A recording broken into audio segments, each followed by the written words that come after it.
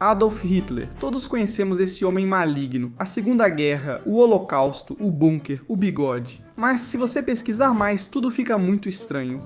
Alguns dizem que ele não morreu naquele bunker, que escapou por túneis secretos, desapareceu na Argentina e viveu seus últimos dias nas sombras. Há supostos arquivos do FBI, relatos de testemunhas e fotos. Outros citam ocultismo, cultos de morte nazistas, relíquias e magia negra. Hitler não era apenas um ditador, ele era obcecado por destinos, símbolos e reescrever a história através do sangue e do poder. E para alguns, até OVNIs. Alguns dizem que os nazistas desenvolviam discos voadores no Ártico. Quanto mais você aprofunda na história de Hitler, mais tênue fica a linha entre fato e ficção. Mas isso não é só história, é um verdadeiro buraco sem fundo. Então prepare-se, porque hoje vamos mergulhar no mundo sombrio, polêmico e conspiratório de Adolf Hitler. Vamos nessa!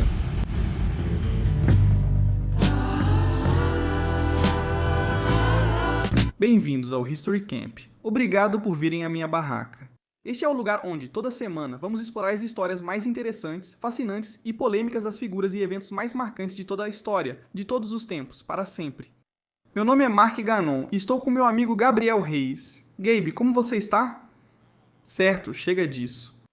Galera, vamos lançar esses episódios toda semana. E hoje vamos mergulhar em uma das figuras mais controversas e contestadas de toda a história. Vamos passar por toda a vida dele, sua criação, o que o tornou o monstro que ele é, e até vamos mergulhar nas estranhas e ocultas fascinações do Terceiro Reich e do próprio Hitler. Mas vamos começar do começo. Acredite, Hitler não surgiu do nada já com bigode e plano de dominação mundial e genocídio. Vou ser honesto, né? O começo da vida desse cara é meio chato. 20 de abril de 1889, em uma pequena cidade bem na fronteira entre a Áustria e a Alemanha. Adolf Hitler nasceu e seu pai, Alois, era funcionário da alfândega. E segundo todos os relatos, ele era um cara meio rabugento, típico pai germano-vienense, muito rígido. A mãe dele, Clara, era o oposto. Ela era meiga, muito apegada ao pequeno Adolf, e sinceramente parecia ser a única pessoa que ele realmente amou em toda a sua vida. E enquanto crescia, Hitler não era nenhum tipo de gênio ou futuro supervilão. E eu acho que muitas vezes gostamos de olhar para esses, monstros terríveis ao longo da história e criar essas histórias de monstros. E eu acho que às vezes ao olhar para essas pessoas como, puro mal, a gente acaba negligenciando o que faz as pessoas serem assim. E às vezes deixamos a história se repetir. Acredito que ao entender todos esses ditadores terríveis, podemos ter uma noção mais clara do que os torna assim e de como impedir isso. Enquanto crescia, ele era só um garoto comum. Seu maior sonho de infância era ser artista. Sim, Adolf Hitler pensava em ser pintor profissional. O interessante é que ele não era tão ruim, conseguia desenhar prédios muito bem. Seus esboços arquitetônicos eram bastante sólidos. Mas pessoas, rostos, emoções não eram muito bons. Ele praticamente não conseguia captar isso. E isso acaba se tornando meio que um tema na vida dele. Ele é bom em estrutura, em compreensão, em entender o panorama geral das coisas, mas muito ruim com pessoas e em lidar com emoções. Então vamos avançar para 1907. Ele tem 18 anos e está morando em Viena e, cheio de confiança, se inscreve na Academia de Belas Artes de Viena, que era basicamente como a Harvard das escolas de arte na época. Mas ele é rejeitado, não uma, mas 2 vezes. Primeiro em 1907, depois novamente em 1908. Nas 2 vezes disseram diretamente para ele: você é ruim. Nesse ano, a mãe dele morre de câncer de mama, o que ele sente profundamente. Ela era uma das poucas pessoas que ele realmente amou. Ele desiste, sem escola, emprego ou plano. E ele acabou morando em albergues masculinos e, em lugares quase como casas de apoio em Viena, basicamente sem teto, e sobrevivia vendendo pequenos cartões postais de aquarela na rua. Mas durante esse período, algo mais começou a crescer. Muito ressentimento e muita busca por culpados. E ao invés de olhar pra dentro, talvez eu devesse fazer mais aulas de arte ou focar em algo que eu realmente consiga fazer bem e, ajudar o mundo, ele começou a culpar os outros pelos seus fracassos, especificamente as pessoas de fé judaica. Ele acreditava que eles controlavam o mundo da arte, a imprensa e os bancos. Você pode imaginar. No fim das contas, não era culpa dele, mas sim culpa de uma pequena minoria de pessoas. Na cabeça dele, eles eram os donos de tudo. Então ele começou a ler jornais antissemitas e, passou a andar com grupos nacionalistas e começou a engolir essa ideologia racista e tóxica como se fosse uma salvação para ele. É aí que entra a obsessão dele pelo nacionalismo alemão, o que é estranho porque ele é austríaco, mas para ele a Áustria é só uma bagunça. Ele acreditava que o povo alemão era mais forte, eles eram mais inteligentes, eles eram mais puros, seja lá o que isso signifique. Ele via um império alemão unificado como algo poderoso e quase sagrado de certa forma, fazendo com que a identidade dele fosse menos de um cidadão austríaco e mais de um aspirante a herói alemão. E a gente vê isso o tempo todo ao longo da história, não é? Esses, você sabe, líderes militares que nascem em um lugar, mas acabam usurpando os governos de outros lugares, certo? Quero dizer, Napoleão e, você sabe, muitos aventureiros e figuras assim do passado que nasceram em um lugar diferente e depois navegavam e faziam conquistas por outra nação. Vamos falar do exército austríaco. Aos 24 anos, Hitler podia ser convocado. Mas aqui está uma reviravolta. Ele não queria servir, certo? Naquela época, a guerra era traiçoeira e ele não queria morrer em uma trincheira. Então ele simplesmente fugiu, de verdade. Simplesmente deixou a Áustria e cruzou ilegalmente para a Alemanha. O primeiro imigrante ilegal. Tô certo, Gabriel Hess? Tudo bem, tudo bem, tudo bem. E isso não foi nenhum ato corajoso de soldado. Ele só estava tentando evitar o serviço militar de qualquer jeito. Mas alguns anos depois, as coisas mudaram. Chega a 1914. E se você sabe alguma coisa sobre a história europeia, o arquiduque Franz Ferdinand é assassinado. Boom! A Primeira Guerra Mundial está em pleno andamento. De repente, toda a Europa entra numa reação em cadeia digna de uma máquina de Rube Goldberg, que coloca o continente em conflito. Mesmo tendo evitado o alistamento em casa, Hitler agora se voluntaria para lutar pelos alemães. Ele não quis lutar pelo próprio país. Quando a Alemanha estava em apuros, ele disse: "Pode me inscrever." Por quê? Muitos especularam. Acredita-se que a guerra deu propósito a ele. E com poucos empregos disponíveis, pela primeira vez ele sentiu que pertencia a algo e não estava mais fracassando. Ele usava um uniforme, carregava um rifle e lutava pela nação que ele idolatrava. E isso não era sobre glória, era sobre ter uma espécie de estrutura. Estamos nos adiantando. Vamos voltar um pouco, certo?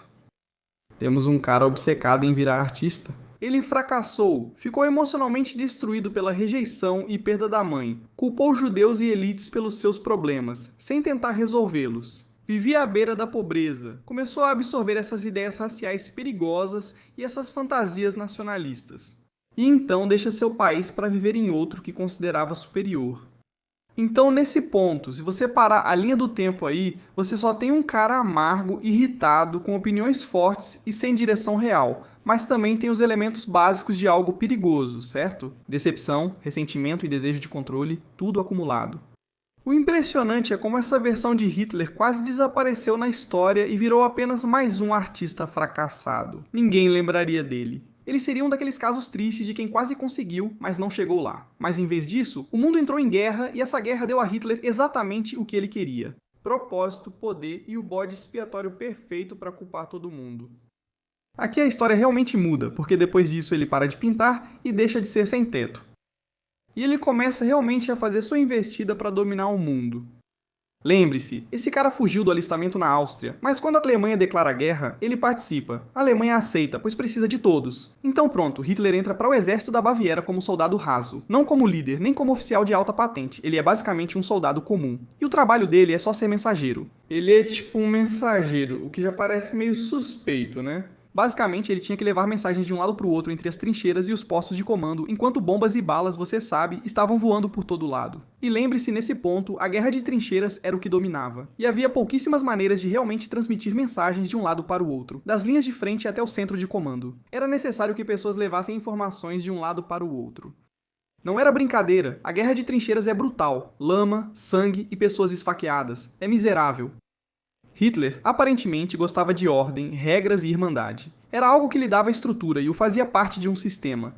Mas não se engane, ele não era um herói de guerra destemido nem arrombava portas. Na maioria das vezes, sequer estava na linha de frente. Como mensageiro, ele estava em perigo, mas não liderava ataques nem matava. Apenas evitava o combate na linha de frente. Até outros soldados achavam ele meio estranho. Alguns relatos dizem que ele era quieto, reservado, meio esquisito. Ele não bebia, não conversava com mulheres. De certa forma, ele era meio incel, pra ser sincero. Ele só ficava meio que rondando por aí. E outro detalhe interessante, segundo uma história contada anos depois, havia um soldado britânico chamado Henry Tandy. Ele tinha Hitler na mira na Primeira Guerra Mundial, mas não atirou. A história diz que Hitler, ferido e desarmado, apareceu na frente dele e Tandy deixou ele viver. Anos depois, ao ver uma foto de Hitler, Tandy teria dito: esse é o homem que não atirei. Agora, se eu fosse o Tandy, eu não teria dito isso. Provavelmente eu teria ficado quieto, né? Teria dito: nunca vi esse cara na vida. O cara destruindo o mundo e causando genocídio contra judeus? Não, cara terrível. Nunca vi. Eu não diria algo tipo: eu tive a chance de acabar com tudo ali mesmo e não fiz. Os historiadores discutem se isso é verdade, mas o próprio Hitler teria citado um incidente assim. E isso faz a gente pensar o quão perto o mundo esteve de evitar tudo o que aconteceu depois. Apesar de evitar em grande parte as linhas de frente, Hitler foi ferido 2 vezes na Primeira Guerra Mundial. A primeira foi em outubro de 1916, na Batalha do Somme. Ele foi atingido na coxa esquerda por estilhaço britânico e passou meses se recuperando em um hospital na Alemanha antes de voltar à sua unidade. Então, em outubro de 1918, poucas semanas antes do fim da guerra, um ataque com gás mostarda atingiu seu regimento na Bélgica e Hitler ficou temporariamente cego e sofreu uma irritação grave nos olhos. Uau! Coitado do Hitler, né? Irritação nos olhos. Nem é tão ruim assim. Ele foi então enviado para um hospital militar, e foi durante essas internações, deitado em uma cama com bandagens nos olhos, que tudo mudou. Foi aí que ele recebeu a notícia. A Alemanha havia se rendido. A guerra acabou. Eles perderam. E Hitler mais uma vez ficou devastado, arrasado. Ele não via isso como uma derrota militar. Ele via como uma traição cósmica. Segundo ele, a Alemanha ainda podia lutar, mas políticos, principalmente do próprio país, haviam apunhalado o exército pelas costas. Ele chamou isso de mito da apunhalada pelas costas, mas não é verdade. A Alemanha perdeu de forma justa, sem chance de vitória. Hitler, porém, não aceitava a realidade. Ele se apegou a essa fantasia, criando uma das maiores mentiras que já contou, e milhões acabariam acreditando nela. Agora, a Alemanha do pós-guerra está um completo caos. Quero dizer, a economia do país está em ruínas. Existem medidas de austeridade, a inflação está fora de controle, as pessoas estão passando fome, os soldados estão voltando para casa e não tem nada. O Tratado de Versalhes, acordo que encerra a guerra, impõe à Alemanha punições extremas: dívida, perda de territórios, culpa e humilhação. E para um cara como Hitler, já revoltado e radicalizado, esse é o momento que é o combustível que faltava para ele. Então, o que ele faz? Ele fica um tempo no exército, mas não como soldado. Os militares o usaram quase como um espião, como um coletor de informações, mandando-o participar de reuniões políticas para relatar o que diferentes grupos estavam dizendo. E é assim que Hitler acaba indo parar numa pequena reunião do Partido dos Trabalhadores Alemães. Isso foi em setembro de 1919. Não era nenhuma grande cúpula política, só um punhado de homens frustrados em bares, desabafando sobre a queda da Alemanha, os comunistas, culpando os judeus e o Tratado de Versalhes. E o clima era uma mistura explosiva de anti-elitismo e antissemitismo. Lembre-se, Adolf Hitler foi enviado pelo exército para observar e relatar sobre grupos radicais. Então ele deveria ficar na dele, mas não conseguiu se controlar e não ficou quieto. Quando alguém sugere que a Baviera se separe da Alemanha, Adolf Hitler reage furioso e faz um discurso defendendo a unidade alemã. E isso chocou o grupo e o fundador do partido, esse cara, Anton Drexler. E eles o escutam, e assim Adolf Hitler é convidado para se juntar ao partido. A maioria teria ido embora, já que era um clube sem importância, influência ou dinheiro, só homens frustrados. Mas Adolf Hitler viu uma chance e passou a frequentar. Ele começa a fazer discursos, escrever panfletos e trazer esse tom apocalíptico para cada reunião. E aos poucos ele começa a tomar conta do partido. Ele até rebatiza o grupo. Ele dá ao grupo o nome Partido Nacional Socialista dos Trabalhadores Alemães, ou Partido Nacional Socialista, que mais tarde se tornaria o Partido Nazista. Ele reaproveita a suástica, que é um antigo símbolo hindu de paz, transformando-a nesse novo e ousado logotipo para o movimento. Então vieram a propaganda, cartazes, slogans e grandes comícios com multidões. Adolf Hitler percebeu algo que muitos políticos não entendiam. Os fatos importam menos. O que conecta são emoções, e o medo se espalha mais rápido que a razão. Os símbolos permanecem na mente. Quando falava com as pessoas, elas não só o ouviam, mas sentiam cada palavra. E essa era a parte estranha. Ele ainda era praticamente um desconhecido, usava ternos baratos e tinha um bigode meio esquisito, já fora de moda até na época. Mas no palco era diferente, quero dizer, ele era barulhento, ele era furioso, ele era dramático. Ele ensaiava discursos como apresentações, usando gestos, longas pausas e contato visual. Ele era meio desajeitado na vida real, mas quando estava na frente de uma multidão, ele se transformava em outra pessoa. Em poucos anos, Hitler deixou de ser só um membro e tornou-se o próprio partido. Ele passa de soldado sem grande destaque para um ferido amargurado que culpa políticos e judeus até virar um orador espalhafatoso que se destaca. Ele não era rico nem poderoso, mas havia conquistado algo inédito, uma audiência, um núcleo de pessoas capaz de pôr essas ideias em movimento. E essa audiência começa a crescer rapidamente porque quanto mais a Alemanha sofria, mais as pessoas buscavam respostas. Elas procuravam um motivo, e Hitler, com seus discursos, sua raiva e suas mentiras, fez de si mesmo a resposta. Oi pessoal, vamos dar uma pausa rápida porque se você tem ou trabalha em uma pequena empresa, vou facilitar muito sua vida. Vamos supor, hipoteticamente, que você tenha um pequeno, negócio de imóveis, certo? E você está tendo dificuldade para controlar as matérias-primas, o cronograma de produção, emitir faturas para os clientes, todas essas coisas. Bom, é por isso que eu quero te falar sobre o Odoo, beleza? Porque com o Odoo é uma plataforma empresarial tudo em um, que simplifica tudo. Agora você tem gestão de estoque, você tem manufatura, há apps de contabilidade que tornam tudo mais simples. Agora pequenas empresas podem monitorar estoque em tempo real, agendar produções com mais eficiência e enviar faturas automaticamente em uma única plataforma. Você recebe um CRM personalizado para acompanhar leads de vendas e dar sequência ao contato com clientes em potencial, aumentando as taxas de fechamento. Antes, era preciso contratar um operador ou empresário formado em uma Ivy League para fazer tudo acontecer. Agora, com o Odoo, isso não é mais necessário. Tenho certeza que você pensa, se isso facilita a minha vida, dá tempo livre para passar mais tempo com amigos, família e jogar softball, e ainda me faz ganhar mais dinheiro, deve ser caríssimo. Mas a boa notícia é que não. Os ouvintes deste programa vão ganhar um teste gratuito de 14 dias. Isso mesmo. Você tem 2 semanas com o Odoo totalmente de graça quando acessa odoo.com/odoo.com/camp.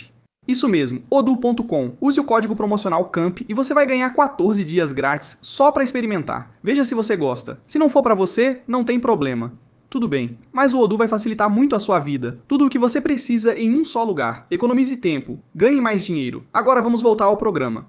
Então, na década de 1920, Adolf Hitler não era apenas um sujeito irritado, discursando nessas cervejarias. Ele começou a atrair multidões enormes, e as pessoas estavam aparecendo, elas estavam ouvindo, elas estavam doando. E o partido nazista ainda era pequeno, mas estava crescendo. E o ego de Adolf Hitler, quero dizer, estava crescendo ainda mais rápido. Então, em 1923, ele fica ousado demais. A hiperinflação era tão grave que pessoas usavam pilhas de dinheiro como lenha. Adolf Hitler pensou, isso foi longe demais, este é o momento. Então ele vai em frente, tenta derrubar o governo na cara dura. Isso é o que ficou conhecido como o putsch da cervejaria. E não é uma piada. Isso ocorreu em uma cervejaria real em Munique, em 8 de novembro de 1923. Adolf Hitler e um bando de nazistas invadiram uma reunião política, brandindo armas e gritando que uma revolução basicamente tinha começado. Eles chegaram a sequestrar autoridades locais para forçá-las a aderir ao golpe. Na manhã seguinte, marcharam pela cidade com 2.000 apoiadores tentando mobilizar o exército e o público. E isso realmente funciona. Pegadinha, nem de perto. Foi um fracasso total. A polícia os encontrou, houve tiroteio e morreram 4 policiais e 16 nazistas. Dizem que Hitler caiu, deslocou o ombro e fugiu. Mais tarde, ele foi encontrado enrolado em um cobertor e abalado, escondido na casa de um apoiador do movimento nazista. E aquilo foi simplesmente um fracasso total. Mas o interessante é que esse fracasso o torna mais famoso.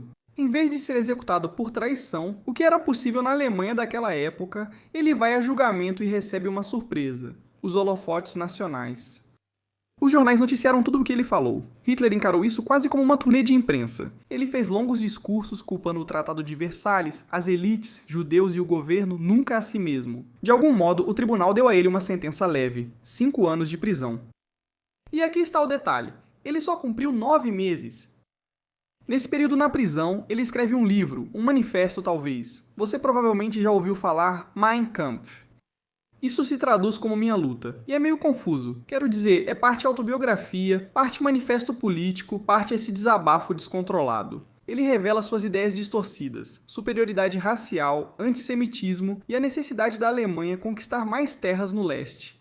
Não é apenas um vislumbre da mente dele, mas um plano detalhado do que acredita e pretende fazer. A maioria não levou isso a sério na época, e isso vai se mostrar um grande erro.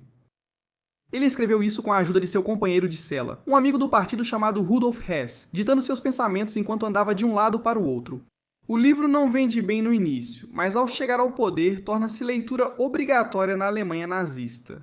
Ele era dado a recém-casados como parte dos pacotes de presente de casamento do Estado, para estudantes que se formavam na escola ou ingressavam na juventude hitlerista. E claro, estava em todas as bibliotecas e as pessoas quase eram obrigadas a tê-lo. Ao sair da prisão no fim de 1924, Hitler adotou nova estratégia, percebendo que revoluções não funcionam contra um sistema forte. Assim, mudou totalmente sua abordagem. Se não puder tomar o poder à força, faça-o legalmente. Então ele reconstrói o partido nazista, agora mais limpo e organizado. Deixou o caos e passou a focar na imagem, transformando a propaganda em ciência. Cartazes e discursos são rigorosamente controlados. Ele forma grupos de jovens e organizações femininas, promovendo comícios militarizados para criar a aparência de um movimento. Seu foco é o longo prazo. E no fim dos anos 20, o partido nazista está crescendo, mas ainda não é enorme. E então vem a Grande Depressão, em 1929. Sabemos da Grande Depressão nos Estados Unidos, mas muitos não percebem que a Alemanha também sofre com essa crise econômica, mudando tudo. A Alemanha é esmagada. O desemprego dispara e a população fica furiosa e desesperada. Mas agora Hitler está preparado. Sua mensagem é simples. Eu vou consertar isso. Vou tornar a Alemanha forte. E podemos culpar os comunistas, culpar os traidores, culpar os políticos e culpar os judeus. E ele não precisava estar certo. Ele só precisava ser ouvido e causar impacto. E em 1932, o partido nazista explode em popularidade, tornando-se o maior partido no parlamento alemão, conhecido como Reichstag. No mesmo ano, Hitler disputou a presidência contra Paul von Hindenburg e perdeu, mas o partido nazista continuava influente politicamente. Em uma decisão que hoje parece insana, os conservadores no poder acreditaram que poderiam controlar Hitler ao integrá-lo ao sistema. Eles pensaram, vamos dar poder a ele, assim se acalma e seguimos no comando. Podemos usá-lo. Então, em janeiro de 1933, Hindenburg nomeou Hitler como chanceler da Alemanha, o segundo cargo mais poderoso do país. Isso foi um grande erro, pois Hitler não queria ser o segundo nem iria esperar muito. Apenas um mês depois, em fevereiro de 1933, o prédio do Reichstag pegou fogo, e Hitler imediatamente culpou os comunistas. Ele disse que os comunistas de fato provocaram esse incêndio e humilharam a Alemanha, e então usou o caos e o medo para convencer o presidente Hindenburg a assinar o decreto do incêndio do Reichstag, que concedeu a Hitler amplos poderes de emergência. Alguns teorizam que o incêndio do Reichstag foi uma operação de falsa bandeira dos nazistas, criada para gerar uma emergência que permitisse a Hitler usurpar o poder de Hindenburg. E foi basicamente isso que aconteceu. Da noite para o dia, os direitos civis foram cortados, a liberdade de expressão, de imprensa, de reunião, tudo isso desapareceu. O governo podia prender sem julgamento, censurar e silenciar a oposição. A Alemanha virou um estado policial. E o mais assustador é que tudo foi feito legalmente. Algumas semanas depois, Adolf Hitler aprovou a Lei de Plenos Poderes, que lhe permitiu criar leis sem aprovação do parlamento. Resumindo, ele estava no controle, ou seja, acabou a democracia, certo? Se você não tem liberdade de expressão ou direito de se reunir e uma pessoa pode aprovar leis unilateralmente, você tem uma ditadura. E assim, em apenas 2 meses, Adolf Hitler passou de chanceler a governante absoluto. Sem golpe, sem tomada do exército à força, apenas uma combinação de medo, manipulação e timing. Então ele sai da prisão para basicamente controlar o governo inteiro em menos de 10 anos. É um dos retornos políticos mais impressionantes da história e facilmente o mais perigoso. A máquina nazista está em pleno funcionamento e Hitler está prestes a levar a Alemanha e o resto do mundo por um caminho sombrio. Em 1939, Hitler não só falava em tornar a Alemanha grande, mas também reconstruiu o país como uma máquina de guerra. Apesar do Tratado de Versalhes limitar a Alemanha de ter muito poder militar, Hitler vinha rearmando o país secretamente e depois abertamente há anos. Tanques, aviões, submarinos, tudo o que imaginar. Ele já tinha se safado de algumas ações bem ousadas. Em 1938, ele anexou a Áustria no que ficou conhecido como os Anschluss. E curiosamente, a maioria dos austríacos meio que recebeu isso de braços abertos, o que é meio estranho de pensar hoje em dia. Depois ele anexou partes da Tchecoslováquia com o Acordo de Munique, onde Grã-Bretanha e França aceitaram, pedindo apenas que não iniciasse uma guerra. Você tem que entender, Neville Chamberlain, o primeiro-ministro da Inglaterra na época, ele estava relutante em criar, outro conflito, outra guerra mundial como a que ele viu acontecer em 1914, mas em 1º de setembro de 1939, ele faz exatamente isso. As forças alemãs invadiram a Polônia usando um estilo de guerra conhecido como Blitzkrieg, que era basicamente uma guerra rápida com o objetivo de dominar o inimigo. Não era só poder, era também velocidade e coordenação. E eles tinham tanques rompendo as defesas, aviões dando suporte aéreo e a infantaria seguindo para garantir o território. E basicamente o exército polonês não teve muita chance. Eles estavam contando com os franceses e britânicos para defendê-los. Após isso, Grã-Bretanha e França declararam guerra à Alemanha, iniciando oficialmente a Segunda Guerra Mundial. Mas Hitler estava só começando. Na primavera de 1940, ele lançou o que os alemães chamam de Fallgelb. Também é chamado de Plano Amarelo. As forças alemãs avançaram rapidamente pela Dinamarca e Noruega, depois invadiram Bélgica, Países Baixos e Luxemburgo para contornar a linha fortemente defendida da França. Os franceses, que supostamente tinham um dos exércitos mais fortes da Europa, colapsaram completamente e Paris caiu em apenas 6 semanas. Foi uma jogada ousada sobre a qual eu até falei com o professor Benjamin Hatt em outro episódio que você pode conferir. Foi uma manobra militar fascinante pela Bélgica que esmagou as forças francesas. Para ser ainda mais mesquinho, Hitler obrigou os franceses a assinarem a rendição no mesmo vagão de trem onde a Alemanha se rendeu na Primeira Guerra Mundial. Só para você ter uma ideia do rancor que esse cara tinha. No verão de 1940, Hitler dominava quase toda a Europa continental. A única grande potência que resistia era a Grã-Bretanha, liderada por Winston Churchill, que em muitos aspectos era o oposto de Hitler, teimoso, desafiador e determinado. Hitler lançou a Luftwaffe, Força Aérea Alemã, contra as cidades britânicas, iniciando a Batalha da Inglaterra. A Força Aérea Real conseguiu combatê-los e deu a Hitler seu primeiro grande revés. Mas em vez de focar em derrotar a Grã-Bretanha, Hitler cometeu o que muitos historiadores consideram seu maior erro. Ele se voltou para o leste e invadiu a União Soviética. Nunca travei uma guerra terrestre contra os soviéticos. Quantas vezes precisamos repetir? Quero dizer, há alguns motivos. Você nunca deveria fazer isso. Primeiro, o motivo pelo qual Hitler queria invadir. Ele sempre quis o Lebensraum. Isso é chamado de espaço vital para os alemães no leste. Eles tinham medo de invasão por parte de um grande governo e exército ao leste deles, porque estavam cercados, você sabe, por muitos exércitos potencialmente hostis. Em segundo lugar, ele acreditava que a União Soviética colapsaria. Achava que podiam entrar, pois eles não tinham forças e seriam esmagados. Seus generais disseram que destruir o Exército Vermelho levaria cerca de 10 semanas. Spoiler, não foi o que aconteceu. E o terceiro motivo pelo qual Hitler era tão obcecado em destruir, você sabe, os soviéticos, era o que ele chamava de bolchevismo judaico. Essa é uma teoria distorcida de que o comunismo era algum tipo de grande conspiração judaica e que a União Soviética era o berço desse tipo de ideal comunista. Então, em 22 de junho de 1941, a Operação Barbarossa foi lançada com mais de 3 milhões de soldados alemães atravessando a fronteira na maior força de invasão da história. Inicialmente, os soviéticos foram pegos completamente de surpresa. Stalin ignorou avisos sobre a invasão, e as forças soviéticas sofreram derrotas catastróficas, com os alemães avançando centenas de quilômetros, capturando milhões de prisioneiros e destruindo exércitos inteiros. Mas então aconteceram duas coisas. Primeiro, a resiliência russa. Esses russos são casca grossa, para ser sincero. Seguraram a linha. E então, o inverno. Assim como Napoleão percebeu há mais de um século, o inverno russo é severo. Soldados alemães, que esperavam voltar no Natal, ficaram presos a 40 graus negativos. Eles não tinham a tecnologia moderna para se aquecer nas temperaturas congelantes. Na época, faltava equipamento adequado. Tanques não ligavam, armas congelavam e soldados sofriam queimaduras pelo frio. Tudo estava simplesmente indo por água abaixo.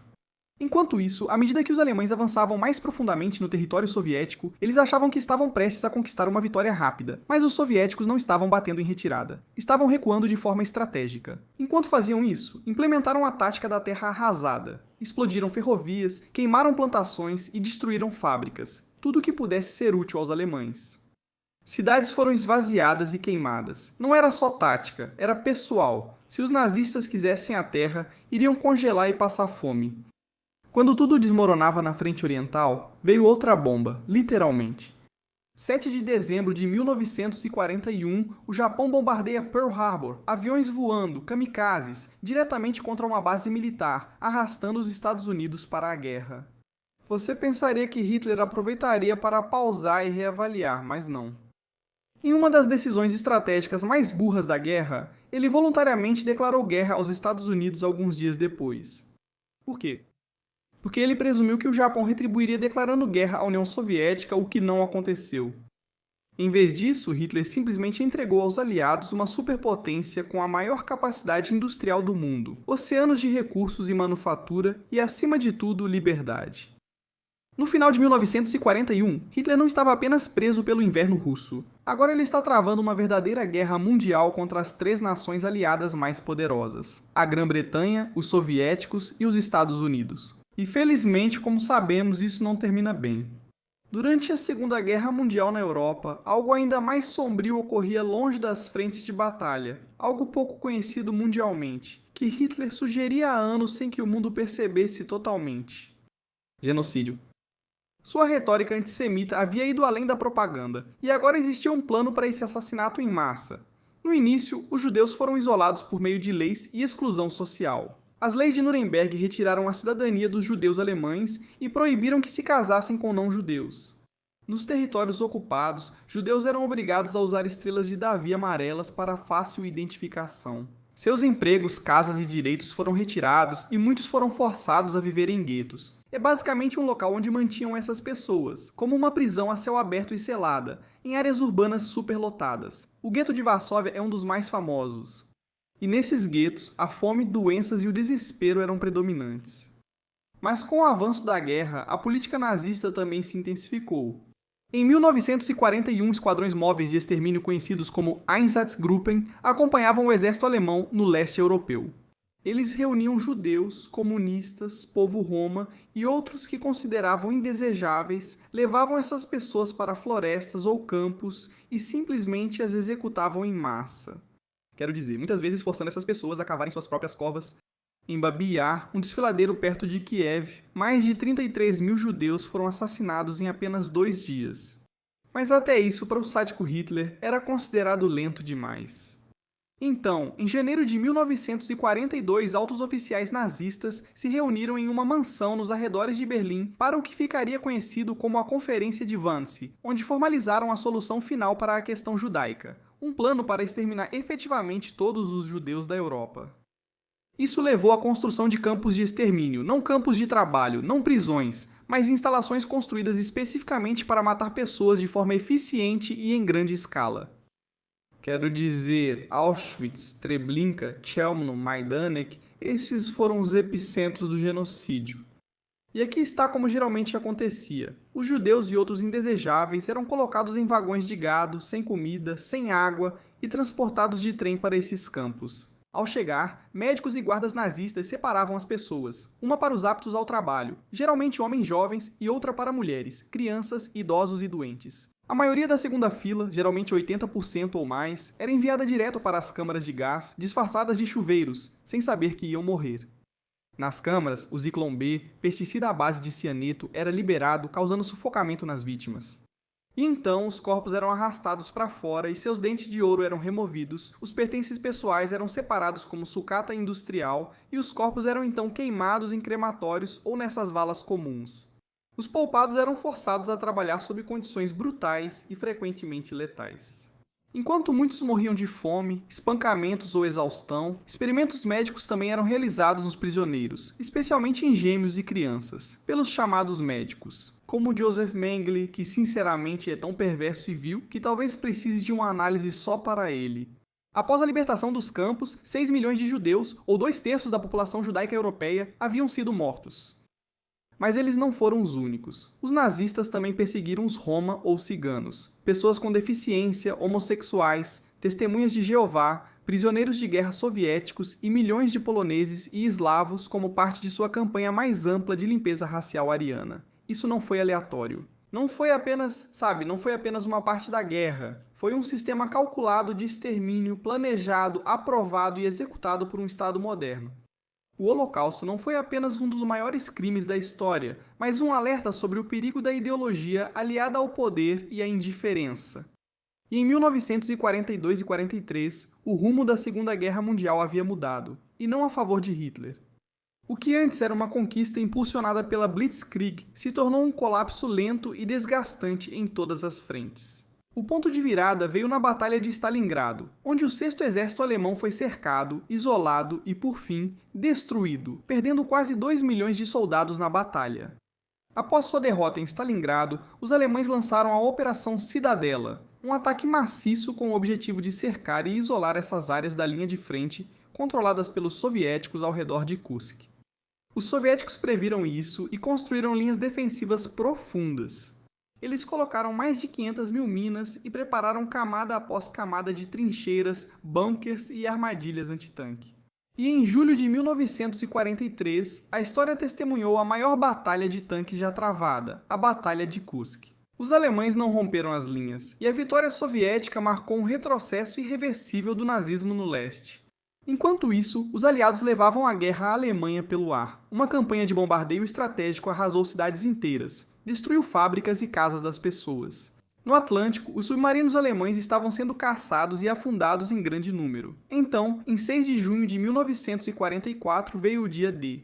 Mais de 150 mil soldados aliados invadiram as praias da Normandia, abrindo uma enorme frente ocidental. Os nazistas estavam sob ataque dos dois lados. Mas ao invés de aceitar a realidade, Hitler mergulhou mais na negação. Ele demitiu generais experientes que faziam avaliações sinceras e os trocou por bajuladores obedientes que só lhe davam falsas esperanças. Ele emitiu ordens rígidas de não recuar, forçando divisões inteiras a manterem suas posições, mesmo quando isso significava serem cercadas e esmagadas. E para piorar ainda mais, Hitler ficou ainda mais distante, olhando para mapas militares e emitindo ordens para divisões que já tinham sido destruídas. Ele comandava exércitos fantasmas, fingindo que existiam, enquanto o exército alemão desmoronava ao seu redor. Até seu próprio círculo interno começou a se voltar contra ele. Em 20 de julho de 1944, o coronel Klaus von Stauffenberg e um grupo de oficiais tentaram assassinar Hitler colocando uma bomba debaixo de uma mesa de conferência na Toca do Lobo.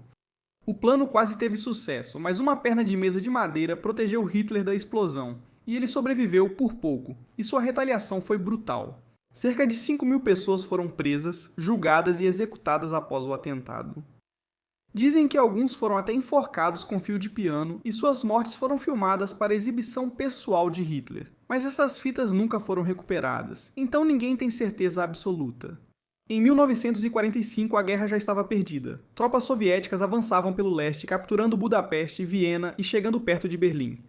Os aliados ocidentais cruzaram o Reno e avançaram mais na Alemanha, enquanto as armas milagrosas prometidas por Hitler, como o V2 e caças a jato, chegaram tarde e em número insuficiente para mudar o rumo da guerra. Agora Hitler não controla só a Alemanha, ele é a Alemanha, seu rosto está em todo lugar e sua voz em todas as rádios. As pessoas estão literalmente criando seus filhos para adorar o Führer, e tudo está desmoronando. E por trás de todos os discursos e saudações, vamos falar sobre o que realmente estava acontecendo com esse cara nos bastidores, porque Hitler é estranho. Quero dizer, muito estranho. Vamos começar pela saúde dele, certo? Por fora, ele se apresentava como alguém limpo, aquele, sabe, líder ariano disciplinado, de vida limpa. Ele não bebia, não fumava. Ele era vegetariano, mas o corpo dele estava se desmanchando. E segundo todos os relatos, Hitler tinha problemas digestivos crônicos, de cólicas a gases violentos e flatulência. O médico pessoal dele, Dr. Theodor Morell, literalmente documentou que Hitler sofria de uma pressão intestinal severa. Então, o cara que tentava conquistar a Europa fazia isso enquanto se contorcia de dor de estômago. E não para por aí. Imagens dos últimos anos da guerra mostram Hitler visivelmente tremendo, com postura rígida e mãos trêmulas frequentemente atrás das costas. Alguns historiadores acham que poderia até ter sido doença de Parkinson, mas outros sugerem que poderia ter sido uma sífilis avançada que ficou sem tratamento por anos, já que, você sabe, muitos dos sintomas são os mesmos. Nunca foi feita a autópsia oficial, então nunca saberemos ao certo. Mesmo pessoas próximas sabiam que havia algo muito errado. Se você viu nosso episódio sobre os ditadores mais cruéis que fiz com Derek e Hassan, talvez lembre da ideia de que Hitler tinha só um testículo. Essa teoria foi levantada e pode ser verdadeira, embora não exista autópsia oficial da Alemanha. Relatórios soviéticos dizem que esse era o caso. Até soldados da Primeira Guerra Mundial relataram que ele foi ferido na virilha em batalha. Isso foi verificado? Não. Poderia ser propaganda da Guerra Fria para fazê-lo parecer, você sabe, meio emasculado e patético. Possivelmente. Mas há base suficiente no boato para que ele durasse décadas. Além disso, tem a questão dos remédios, ou do que o médico dele estava fazendo. O médico Teodoro Morell era menos um médico e mais como um traficante de drogas de jaleco, por assim dizer. Quero dizer, Hitler recebia injeções diárias. Não falo de soro nem de vitamina B12. Estou falando de metanfetamina, opiáceos, colírio de cocaína, testosterona e possivelmente até extratos de hormônios animais, incluindo soro de testículo de touro. O médico de Hitler registrou mais de 80 medicamentos diferentes para ele. Quando Hitler sentiu dor de garganta, o médico receitou estricnina, um veneno de rato, e Hitler tomou. E era esse o nível de confiança que Hitler tinha nesse cara. Historiadores afirmam que Hitler passava boa parte do dia chapado. Sua energia maníaca nos discursos não era apenas paixão. Ele era um orador apaixonado, mas talvez fosse só metanfetamina. Mudanças de humor, desabafos paranoicos e a recusa dele em aceitar más notícias. Algumas pessoas sugerem que era o coquetel de remédios que ele estava tomando. As pessoas, literalmente achavam que a energia dele era magnética, mas na verdade ele só estava, surtando. E se tudo isso já não fosse estranho o bastante, Adolf Hitler tinha uma queda por filmes, especificamente filmes da Disney. Sem brincadeira. Segundo relatos, ele via Branca de Neve e os Sete Anões como um dos maiores filmes de animação já feitos. Lançado em 1937, foi o primeiro longa de animação, e Adolf Hitler ficou tão impressionado com a qualidade artística que possuía quadros originais como células de animação do filme. E ele sabe, essas peças pintadas à mão já eram altamente colecionáveis naquela época e ele as queria. E não para na Branca de Neve. Quero dizer, no cinema particular dele, ele também aparentemente tinha desenhos do Mickey Mouse, e ele os exibia. E enquanto a propaganda nazista oficialmente rotulava o Mickey como um símbolo da cultura americana degenerada, por trás das portas fechadas, Hitler estava rindo junto, assistindo e consumindo essa mídia ocidental. Não há imagens dele vendo esses desenhos, mas relatos de seu círculo íntimo indicavam que ele realmente se divertia. Joseph Goebbels, seguidor do partido nazista e um dos principais propagandistas, registrou em seu diário que deu filmes do Mickey Mouse para Hitler como presente de Natal. Dei ao líder 12 filmes do rato de presente de Natal. Ele ficou muito animado e bastante feliz com seus tesouros. Outra coisa estranha sobre Hitler, você sabe, demagogo atormentado e maligno, é que ele realmente tinha uma relação estranha com os animais. Ele tinha essa conexão com cachorros. Hitler era obcecado por sua pastora alemã, Blondie, que sempre o acompanhava. Ele a alimentava na mesa, levava para todos os lugares e treinava pessoalmente. Ele até assinou leis protegendo o bem-estar animal muito antes de outros países fazerem isso. Quero dizer, só para mostrar o nível das tendências sádicas dele, é que enquanto ele exterminava pessoas, ele assinava leis para dar direitos reais aos animais. Quero dizer, é bizarro e não faz absolutamente nenhum sentido, mas só mostra os efeitos da propaganda distorcida dele, e a compaixão nunca se estendeu realmente às pessoas. Ele não mostrou misericórdia aos seus inimigos, nem aos seus críticos, nem mesmo ao seu próprio círculo interno. Ele mandava executar pessoas só por suspeita, fazendo até aliados próximos caírem em desgraça, sendo afastados ou mortos. Mas Blondie, esse cachorro, era tratado como realeza. Voltando ao panorama geral, com a guerra se arrastando, Hitler fica mais isolado, paranoico e desequilibrado. Ele passa quase todo o tempo escondido em bunkers subterrâneos e raramente aparece em público. As reuniões militares viram discursos raivosos e desconectados da realidade. Mesmo com a derrota inevitável para o Terceiro Reich, ele insiste na ilusão de que a Alemanha pode vencer. Generais foram dispensados e seu julgamento, obscurecido por metanfetaminas e quaisquer outras drogas que ele estivesse tomando, prevaleceu completamente. Enquanto isso, a liderança nazista em torno de Adolf Hitler parecia menos um regime e mais uma seita. Quanto mais alto na hierarquia, mais estranho ficava. E ninguém personifica isso mais do que Heinrich Himmler, o chefe da SS. E esse cara era profundamente envolvido com o ocultismo. Falamos de astrologia, magia das runas, paganismo, mitologia germânica e essa vibe esotérica. Ele acreditava que a SS não era apenas uma força militar, mas também uma espécie de irmandade espiritual destinada a reviver a grandeza perdida do passado ariano. Ele acreditava que o povo alemão era descendente dessa raça superior perdida, e estava determinado a distorcer a história para provar isso. Um dos projetos dele era transformar o castelo de Wewelsburg em uma espécie de camelote nazista. Ele mandou reformar esse castelo para refletir quase o estilo do rei Arthur e criou nesse castelo um espaço bizarro e ritualístico, como a Câmara do Sol Negro, onde oficiais da SS supostamente eram iniciados em cerimônias à luz de velas para vinculá-los à causa por simbolismo místico. Digo, muita coisa maluca. A joia da coroa de sua loucura era chamada Lança Sagrada ou Lança do Destino. E a lenda diz que essa é a lança que perfurou o lado de Jesus durante a crucificação e que, segundo o mito, quem a possui não pode ser derrotado em batalha. Se você a perde, perde tudo. Quero dizer, é famoso que Carlos Magno, o líder do Sacro Império Romano, só enfrentou a derrota depois que perdeu a lança sagrada. A relíquia verdadeira, ou o que muitos acreditam ser o artefato real, seja mágico ou não, ficava no Palácio de Hofburg, em Viena, um palácio repleto de tesouros. Após anexar a Áustria em 1938, Hitler teria ordenado sua transferência para a Alemanha. Alguns acham que ele acreditava em seu poder divino, outros que apreciava apenas o simbolismo. De qualquer forma, era mais um elemento da estranha mitologia espiritual nazista. Mas essa não era a única relíquia que eles estavam procurando. Os nazistas também enviaram expedições pela Europa, Ásia, Tibete até o Himalaia em busca do Santo Graal.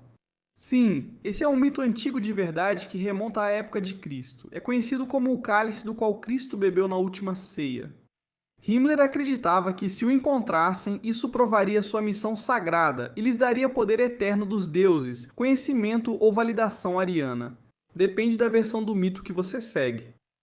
E se isso já não fosse insano, eles ainda queriam o martelo de Thor, sem brincadeira.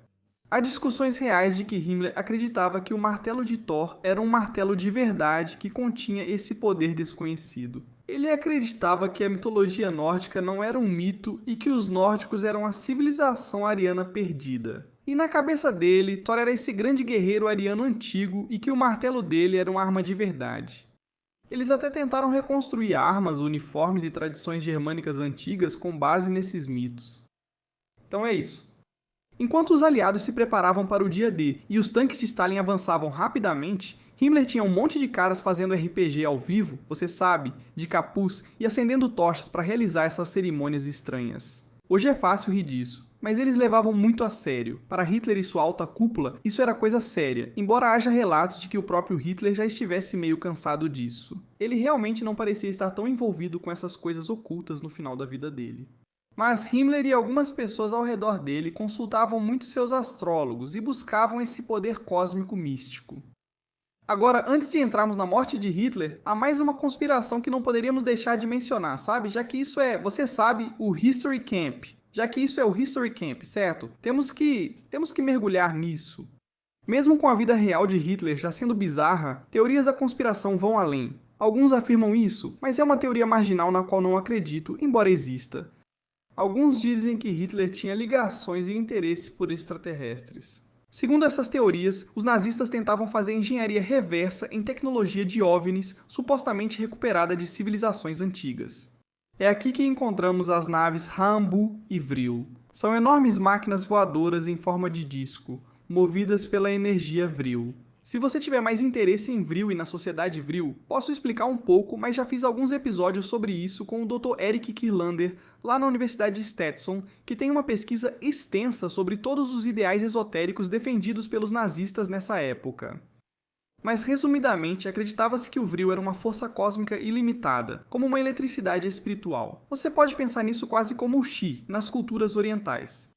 E foi mencionado pela primeira vez no século XIX em romances de ficção científica, mas depois passou a ser levado a sério por nazistas obcecados por cultos e, você sabe, muitos outros membros da elite na época. E a Sociedade Vril, uma suposta ordem secreta ligada a médiuns e conhecimentos esotéricos, supostamente acreditava que podia canalizar essa energia de seres do sistema estelar de Aldebaran. Sim, eu sei. Isso parece loucura, mas estamos falando de comunicação telepática com tipo arianos do espaço. Quero dizer, plantas e representações artísticas dessas naves ainda circulam por aí. Elas lembram OVNIs comuns, mas exibem suásticas e foram projetadas para operar como aeronaves e máquinas do tempo cósmicas. Alguns creem que essas naves foram testadas secretamente perto do castelo de Wewelsburg ou nas montanhas próximas à fronteira com a Tchequia. Outros afirmam que eram só protótipos que nunca saíram do papel, mito alimentado pelo desespero e drogas. Mas sempre permanece aquela ideia persistente do e se. E isso nos leva ao sino, também conhecido como Die Glocke. E de acordo com relatos do pós-guerra, principalmente de um jornalista polonês chamado Igor Witkowski, e depois ampliados por outros, esse era um programa nazista ultra-secreto que abrigava algo chamado de gigante, o Der Riese, um enorme complexo subterrâneo na Polônia. E o próprio dispositivo era basicamente esse grande sino metálico coberto por símbolos estranhos e supostamente alimentado por uma substância conhecida como Zerum 525, um fluido radioativo. Isso está novamente no campo das teorias da conspiração, mas a ideia e os rumores continuam. Testemunhas afirmaram que ele brilhava, pulsava e tinha essa capacidade de criar antigravidade. Alguns dizem que isso fazia o tempo desacelerar, e outros afirmaram que, você sabe, testaram isso em humanos e animais e eles sofreram efeitos colaterais horríveis. Quero dizer, você sabe, desintegração espontânea, perda de memória e lapso temporal. E tudo isso parece, você sabe, como um arquivo X nazista. Quando a guerra acaba, o bunker secreto desaparece. Alguns acham que a tecnologia foi levada para a América do Sul. Alguns afirmam que ela acabou nas mãos dos Estados Unidos por meio da Operação Paperclip. Há provas? Não, só rumores, arquivos censurados e pessoas na internet com PDFs ruins. Mesmo com drogas, clima de culto, filmes alucinantes e conspirações, não conseguiam esconder o que de fato ocorria. A máquina de guerra nazista estava falhando. Os aliados avançavam pelo oeste, os soviéticos se aproximavam pelo leste, e os bombardeios aéreos eram implacáveis. Então, enquanto as tropas soviéticas cercavam Berlim, Adolf Hitler estava escondido no Führerbunker, sob a chancelaria do Reich. Em 29 de abril, enquanto se escondia, Adolf Hitler casou-se com Eva Braun, sua amante há anos, em pequena cerimônia civil no bunker. Então, no dia seguinte, em 30 de abril, Adolf Hitler e Eva Braun foram para o escritório particular dele dentro do Führerbunker, e dizem que foi por volta das 15h30 quando ela fechou a porta atrás deles. Adolf Hitler atirou em sua própria têmpora direita com uma pistola Walther PPK enquanto mordia uma cápsula de cianeto, enquanto Eva Braun ingeriu cianeto. Nenhum ferimento de bala foi relatado no corpo dela, e ninguém testemunhou as mortes diretamente. Mas Heinz Ling, o camareiro de Hitler, e Otto Gant, seu ajudante pessoal, foram os primeiros a entrar no quarto. Minutos depois, encontraram Hitler caído no sofá, com um ferimento de bala na têmpora direita e sangue escorrendo, e Eva Braun ao lado dele, aparentemente intacta, exceto pelos lábios azulados, compatíveis com envenenamento por cianeto. Hitler havia dado ordens antes de sua morte sobre o que fazer com seu corpo caso fosse encontrado morto. Assim, seguindo as ordens rigorosas de Hitler, os corpos foram imediatamente levados para o jardim atrás da chancelaria do Reich. E um pequeno grupo participou do descarte, incluindo Otto Gunsch, Heinz Lind, Martin Bormann, Joseph Goebbels e oficiais da SS como Peter Hügel e Erich Kempka. Eles colocaram os corpos em uma cratera rasa de bomba, regaram com gasolina e atearam fogo. Segundo Gunsch e Lind, várias tentativas de queima ocorreram porque as primeiras falharam por falta de combustível e condições climáticas. O grupo manteve distância, prestou continência e recuou ao bunker enquanto o bombardeio prosseguia. E em 2 de maio de 1945, as tropas soviéticas capturaram o bunker e encontraram restos carbonizados no jardim da chancelaria, iniciando uma investigação secreta. A Smash, agência soviética de contra-inteligência, recuperou fragmentos que acreditava serem restos mortais de Hitler e Eva. Os restos dentários de Hitler, como mandíbula, ponte e coroas, foram identificados por sua equipe odontológica, incluindo a assistente Kat Heisermann e o técnico Franz Eckermann. Um crânio foi achado entre os restos carbonizados e está sob posse da Rússia, mas a análise de DNA revelou que supostamente é o crânio de uma mulher, não de um homem, levando alguns a acreditar que talvez fosse o crânio de Eva Braun. Isso gerou várias teorias da conspiração sobre a morte de Hitler e se ele teria fugido para a América do Sul. Agora, um fato curioso sobre Joseph Goebbels. Já vimos que ele estava no bunker com Hitler, mas o que muita gente não sabe é que Goebbels também cometeu suicídio e matou sua família dentro do bunker apenas um dia depois. Joseph estava no bunker com sua esposa, Magda, e seus 6 filhos. Após a morte de Hitler, Goebbels recusou-se a fugir. E em 1º de maio de 1945, Magda matou todos os seus 6 filhos usando cianeto. Em seguida, ela tomou cianeto enquanto Joseph se matou com um tiro ou também ingeriu cianeto. Alguns relatos sobre isso variam. Seus corpos também foram achados próximos à entrada do bunker e parcialmente queimados em 2 de maio, mesmo dia em que Hitler e Eva foram encontrados. Agora, é claro, surge a grande questão que citei. Mesmo com evidências sólidas, testemunhas oculares, amigos e relatos de que Hitler morreu no bunker naquele dia, ainda assim há décadas promovem teorias sobre sua fuga. A mais famosa é que Hitler saiu da Alemanha e fugiu para a Argentina. A história afirma que Hitler foi levado clandestinamente, possivelmente em um submarino, e se escondeu na Patagônia sob um nome falso. Os apoiadores dessa teoria frequentemente mencionam como 2 submarinos alemães. O U-530 e o U-977 apareceram na Argentina meses depois do fim da guerra, o que soa suspeito se você está procurando uma pista. Além disso, sabemos de fato que nazistas de alto escalão como Adolf Eichmann e Josef Mengele realmente escaparam para a Argentina. Então isso faz com que toda a ideia pareça um tanto possível. O FBI chegou a investigar dicas nos fins dos anos 40 e nos anos 50 sobre supostas aparições de Hitler na América do Sul, mas nada foi comprovado. Sem fotos, sem corpo, sem prova real, tudo ganhou força com o livro Lobo Cinzento, que dizia que Hitler fugiu para a Argentina e ficou lá até os anos 60, mas historiadores derrubaram o livro por falta de fontes reais. Outra teoria diz que Hitler não foi para a América do Sul, mas para a Antártida. Sim, é sério, essa é uma teoria de verdade. Essa se baseia na expedição nazista real de 1938 a 1939 para uma parte da Antártida que eles chamaram de Nova Suábia. Eles sobrevoaram a área e lançaram marcadores com suásticas, como se estivessem reivindicando o lugar. Diversas teorias sugerem que era para caçar baleias e conseguir combustível e recursos extras para a guerra. Mas depois da guerra, surgiram rumores de que eles haviam construído uma base secreta lá. A Base 211 completa com bunkers subterrâneos e tecnologia avançada. Algumas versões da teoria sugerem que talvez seja aí que a tecnologia, a de Glock que estava na Polônia, realmente foi parar. Muitos também citam a Operação High Jump. Essa foi uma enorme expedição da Marinha dos Estados Unidos para a Antártida em 46, 47 e dizem que na verdade era uma missão secreta para matar Hitler ou destruir a base. Mas novamente não há evidências, estruturas, plantas ou qualquer prova de que eles realmente tenham construído algo lá. Existe a ideia de que Hitler usou as mesmas rotas ferroviárias que permitiram a outros nazistas fugirem da Europa. Essas rotas realmente existiram e ajudaram Eichmann e Mengele a escapar. Eram basicamente rotas secretas pela Itália e Espanha que ajudavam nazistas a sair da Europa com documentos falsos, muitas vezes com a ajuda de pessoas simpáticas à causa, organizações suspeitas ou até mesmo a máfia. Algumas pessoas acham que Hitler usou um sósia no bunker enquanto ele escapava usando uma dessas rotas de fuga. Alguns afirmam que a inteligência dos aliados ou o Vaticano possivelmente ajudaram Hitler, mas não há registro confiável de que ele tenha usado essas rotas de fuga. E nenhum outro nazista que fugiu mencionou Hitler. O que é estranho, né? As pessoas que estavam no bunker e sobreviveram relatam a mesma história. Hitler estava lá, desmoronando, e não queria ser capturado vivo. Essas teorias de fuga nunca vão morrer porque você sabe, elas são intrigantes, interessantes e misteriosas. Vamos ser sinceros, os soviéticos não foram transparentes com suas informações após a guerra. Ao reunir fatos, relatos de testemunhas, evidências forenses e inteligência, tudo aponta para uma coisa: que provavelmente Hitler se matou em 30 de abril.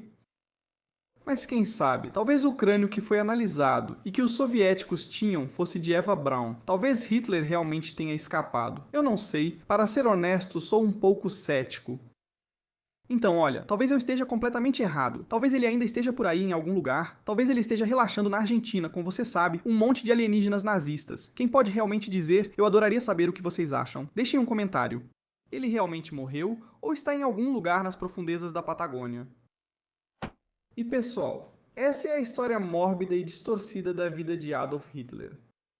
E cobrimos tudo. Falamos sobre onde ele nasceu, como adquiriu sua ideologia distorcida, como muitas pessoas do seu círculo ficaram obcecadas pelo ocultismo, o genocídio, os esforços de guerra, os erros e, por fim, o que levou à vitória dos aliados. E sempre ouvi dizer que a guerra foi vencida pela manufatura americana, pela inteligência britânica e pelo sangue russo. E acho que isso ainda é verdade. Na verdade, acho que é uma maneira bem simples de pensar sobre o esforço de guerra. Agora, é claro, há muitas coisas sobre a vida de Adolf Hitler que não foram mencionadas nesse curto tempo que passamos juntos. No History Camp, vamos tratar também da Primeira e Segunda Guerra Mundial e outros eventos históricos. Por isso, tenho certeza de que ainda vamos analisar outras vezes os dias decisivos da Alemanha no Terceiro Reich. Obrigado por me acompanharem. Comentem quais líderes, ditadores, demagogos ou nobres históricos vocês gostariam de ver analisados. Quem tem um passado interessante que merece ser revisitado e quem talvez tenha elementos estranhos em sua história que nunca foram realmente revelados. Comentem, inscrevam-se no canal e obrigado por acompanharem o History Camp. Até a próxima!